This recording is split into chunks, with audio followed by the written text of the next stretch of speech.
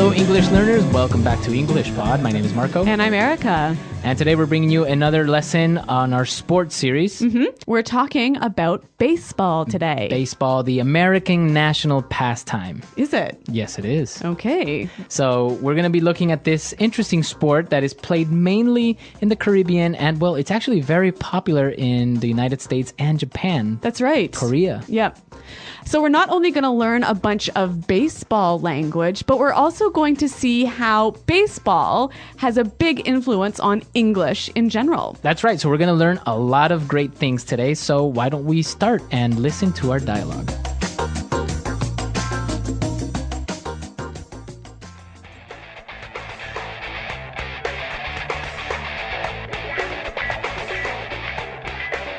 Hello, baseball fans, and welcome back to today's game. My name is Rick Fields, and of course, I am here once again with the man that seals the deal, Bob Copeland. It's a beautiful day to see two world-class teams face each other and fight for their right to be called champions. Well, the national anthem has just been sung, and the umpire has started the game. It's time to play ball. Roger Vargas is up at bat. Pitcher winds up and strike one. Very nice curveball by the pitcher. The catcher gives him the sign. He winds up, and Vargas gets a line drive. The players are scrambling to get the ball. Vargas gets to first base, and he's still going. The outfielder throws it to second. Vargas slides. He's safe. Great play. We have a runner on third, and up at bat is Brian Okami. There's the pitch. He hits it. It's going. That ball is gone. Home run by Okami! That puts this team ahead by 2 as we are at the bottom of the 5th inning here at Ritchie Stadium.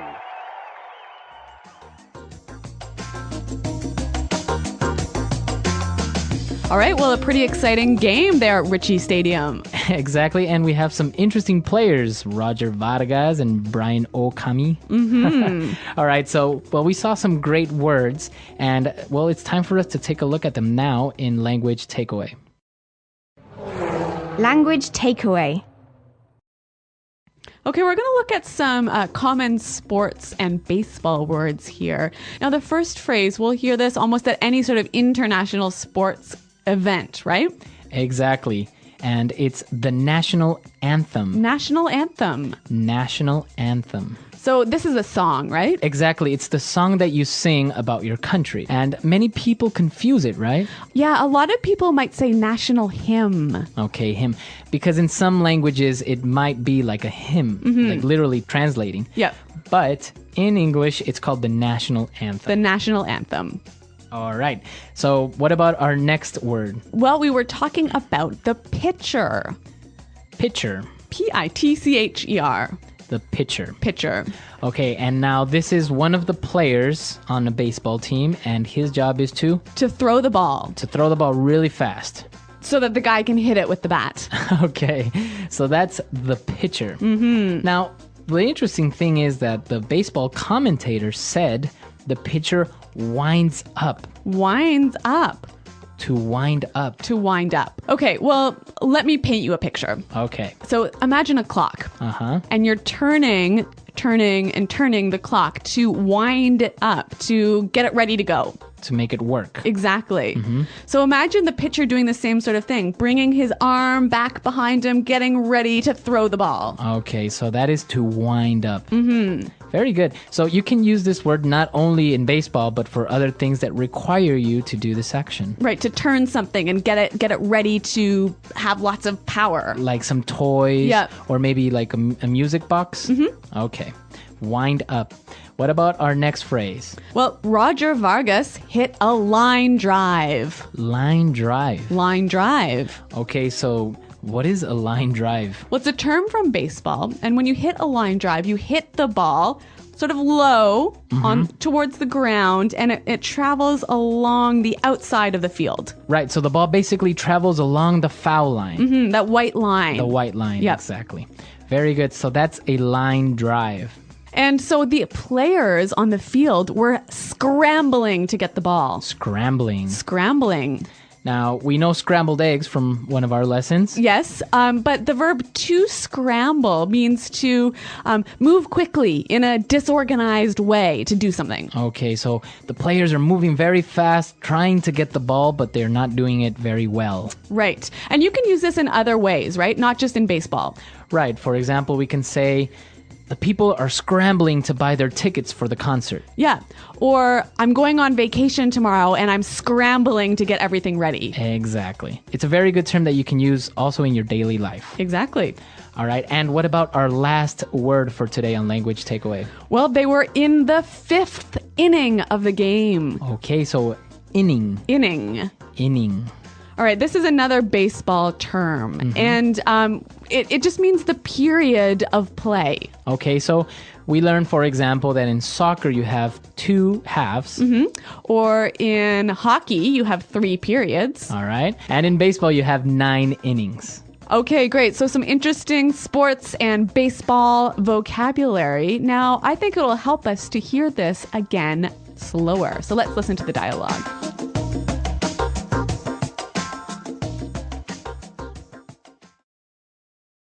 Hello, baseball fans, and welcome back to today's game.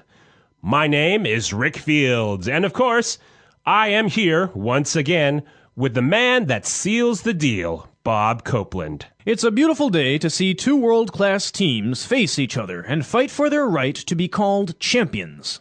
Well, the national anthem has just been sung, and the umpire has started the game.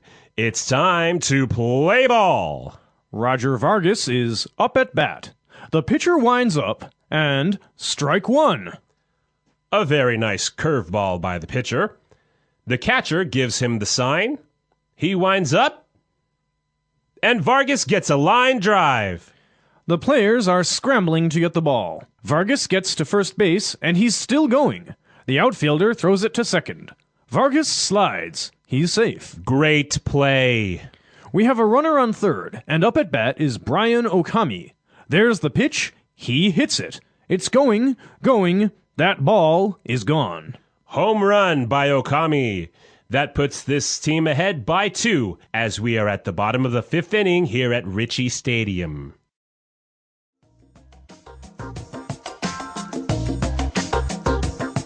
All right, so as we said, there are a lot of English terms that come from baseball, but we use them in business context or in your daily life, right? Yeah, why don't we look at those now in Fluency Builder?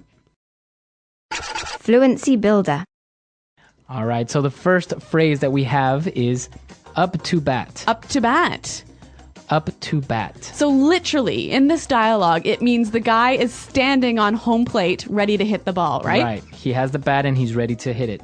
But what about in other contexts? So, for example, you can be at a meeting and maybe it's your turn to talk. So you're up to bat. So, exactly. Your boss will say, okay, Erica, you're up to bat. Okay, so it means sort of like it's your turn. It's your turn. Yeah. Very good. All right, so that's another term that is used in baseball, but very commonly used in other circumstances. So we also saw in the dialogue that Roger Vegas, he hit the ball, but he missed, and that was strike 1. Right, strike 1. So in baseball, you have 3 strikes. 3 tries. 3 tries before you're out. Yes. And so now the same thing happens in daily life. So if someone says, that was strike 1. It means you made the first mistake. Yes, and if you make 2 more, you will be fired, for Maybe. example. Yeah. Or maybe your parents will say, okay, that wasn't nice, strike 1.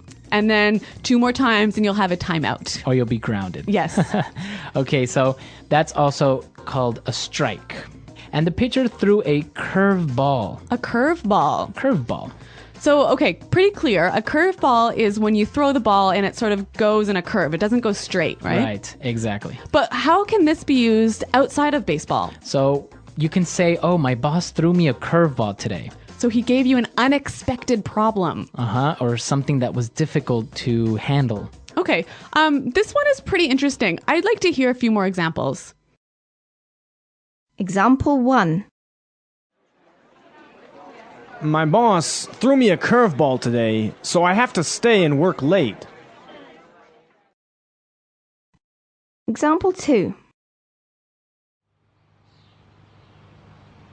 It was a huge curveball when she asked me how many kids I wanted to have. How am I supposed to know? All right, so that's basically a curveball. You can say an unexpected problem or Yep. situation. That's right. And our last phrase, and well, probably one that's you already know, home run. A home run. A home run. From baseball, we know that that's when you hit the ball really far. And you hit it outside of the playing area or outside the park. Yes. And now if you use it in a business context or in your daily life, It means something similar. Why don't we take a listen to the examples and see if we can figure it out? Example 1. Great job on that sales presentation. You really hit a home run. Example 2. Our sales team hit a home run this month by doubling our revenue. okay, so basically a home run is a success. A victory. A victory. Yeah, something, a big accomplishment. That's right. So we've seen a lot of these great phrases, and as you can see, a lot of them from baseball are used in your daily life, and there are many, many more. Okay, well, why don't we hear them again in the baseball context, and we'll listen to the dialogue one more time.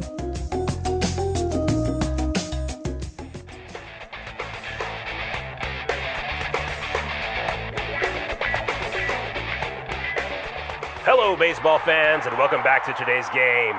My name is Rick Fields, and of course, I am here once again with the man that seals the deal, Bob Copeland. It's a beautiful day to see two world-class teams face each other and fight for their right to be called champions. Well, the national anthem has just been sung, and the umpire has started the game. It's time to play ball. Roger Vargas is up at bat. Pitcher winds up and strike one. Very nice curveball by the pitcher. The catcher gives him the sign. He winds up, and Vargas gets a line drive. The players are scrambling to get the ball. Vargas gets to first base and he's still going. The outfielder throws it to second. Vargas slides. He's safe. Great play. We have a runner on third, and up at bat is Brian Okami. There's the pitch. He hits it. It's going. That ball is gone.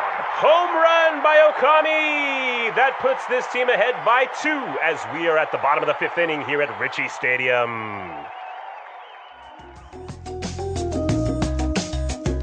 All right, so an interesting dialogue, a very interesting sport. And well, personally, I never played this as a child. Me neither, really. I don't really like it too much, but it is kind of fun to go to a game, and especially in the United States, have those hot dogs and all that stuff. Okay, yeah. Well, a cultural event, a really important piece of American culture. Exactly. So, well, we encourage you to come to our website, englishpod.com. Tell us what you think, and also, of course, if you have questions or doubts, be sure to tell us. If you have any other sort of baseball-related phrases, let us know about them on the website. Okay, so we'll see you guys there. Thanks for downloading, and until next time, goodbye. Bye.